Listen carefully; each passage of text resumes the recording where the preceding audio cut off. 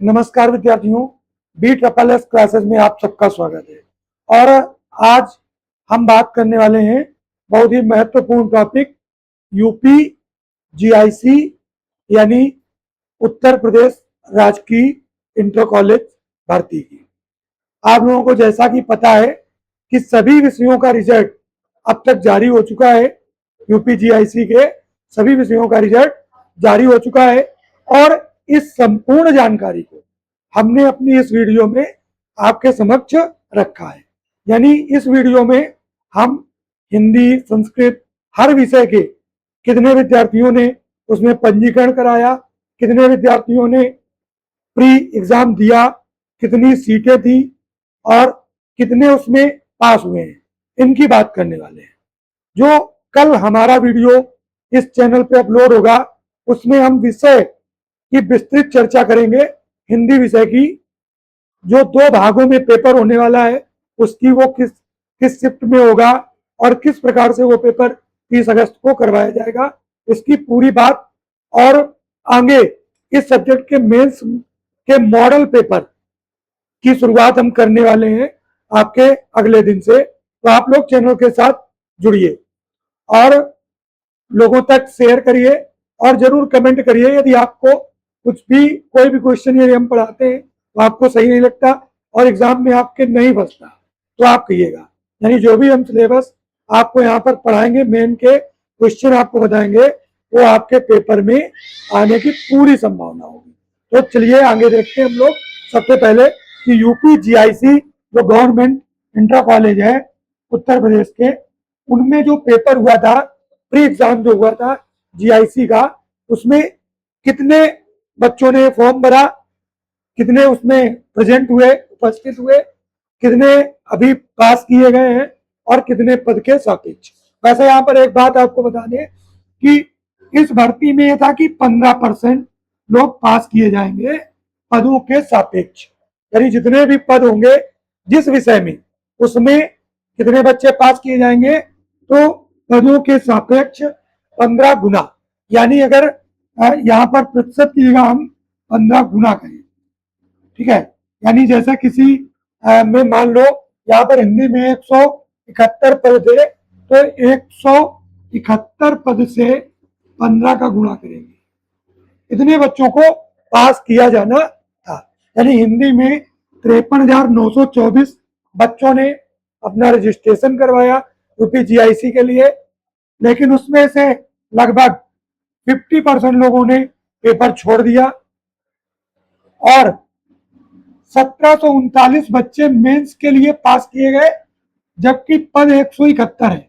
अगर 171 में हम 15 का गुणा करें तो देखो 15 एकम 15, ठीक है, और 15 सत्ते 105 और 1 6, ठीक है, और 15 एकम 15 10 2565 बच्चों को पास करना था, लेकिन 1739 हुए। इसका मतलब है कि कहीं ना कहीं जो 40% इस एग्जाम में लागू था कि कुल मिलाकर के मिनिमम आपको जनरल को 40%, ओबीसी एससी को 35% नंबर लाने ही है, वो इस कटाव को पास नहीं कर पाए। यानी कटाव को पास करते तो उन्हें बुलाया जाता, पर पास नहीं कर पाए इसलिए नहीं बुलाया गया। उर्दू में देखो 4315 लोगों ने फॉर्म भरा, 1666 ने पेपर दिया और जो क्वालिफाई हुए वो 762। अब आप देखो आधे से अधिक बच्चे, जो जिन बच्चों ने पेपर दिया उर्दू का, आधे से अधिक मेंस के लिए वो क्वालिफाई हो गए।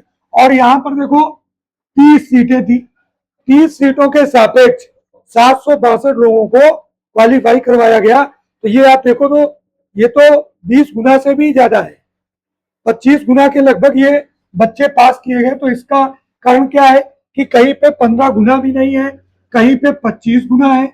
इसका मतलब क्या है? तो इसका मतलब ये है कि आप लोग एक माइग्रेशन वाली बात सुन रहे हो, उसका प्रभाव जो है उत्तर प्रदेश लोक सेवा आयोग पे है अभी। यानी उसी के सापेक्ष प्री में आरक्षण को लेकर के जो मुद्दे चल रहे हैं, उस कारण से यहाँ पर ये रिजल्ट आपको कम ज्यादा देखने को मिलेगा। किसी में आपको 15 गुना नहीं मिले हैं, किसी में आपको 25 से 30 40 गुना तक देखने को मिलेंगे। उसका कारण यही है कि एक तो माइग्रेशन का लागू होना, दूसरा किसी किसी विषय में पेपर का कठिन होना, बच्चों का कट ऑफ पास न कर पाना। ठीक है, तो यहाँ देखो जीव विज्ञान में हम बात करें 43,144 लोगों ने पंजीकरण करवाया, 17,003 लोगों ने पेपर दिया, 3790 लोग पास किए गए 146 पोस्ट के अकॉर्डिंग। तो यहाँ भी देखें तो लगभग 3 गुना के आसपास पहुंचेंगे, 30 गुना के आसपास बच्चे इसमें लगभग हो गए। तो ये चीज आपको देखनी है। संस्कृत की बात करें, यहाँ पर 18,616 लोगों ने पेपर दिया, फॉर्म भरा, 5,433 लोगों ने पेपर दिया, 1779 लोग पास किए गए, 102 आपकी सीट। लगभग यहाँ पर 17-18 गुना लोगों को बुलाया गया है।